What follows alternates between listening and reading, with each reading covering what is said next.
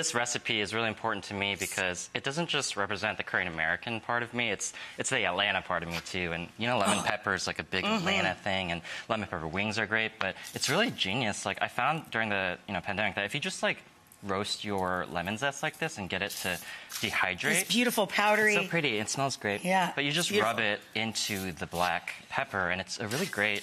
I want you to like actually. Lemon pepper, everything is great. So it's great on popcorn. If you just yeah, and if you like rub those together, the smells start coming out. Yeah, you can buy decent quality lemon peel from like Le Bois, makes it a good one, strong, but it's nothing is going to taste like that.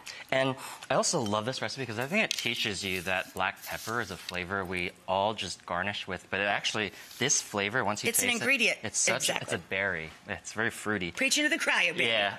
So the homemade version just has some garlic powder that I like to add, some salt, demerara sugar. I'm cooking with Rachel Ray.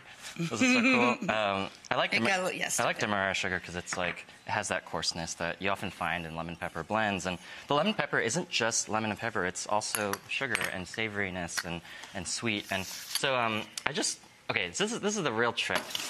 I was trying to come up with this bulgogi recipe. Have you had bulgogi?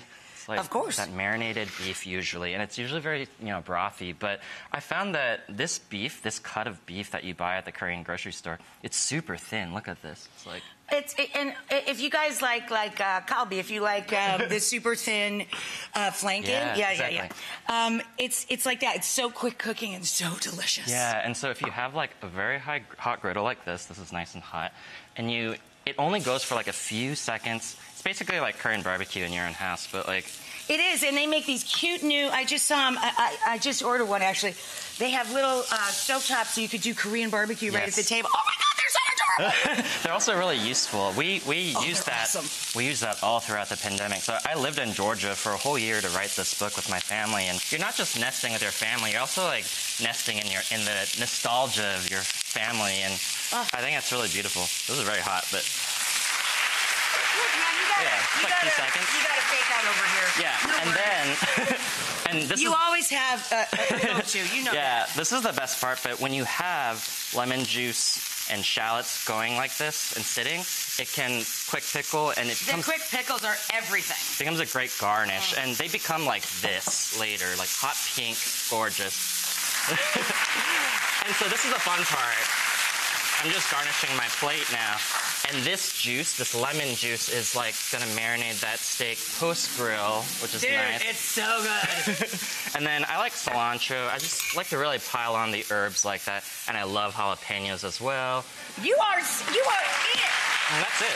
That is me to a T. And you can serve it up with a little dish of rice there. Yeah, I'm just sticking my hand in. Yeah. Look, I'm gonna make a meat taco. Yeah. Look at that. Meat taco. Cheers, baby. Thanks for having me.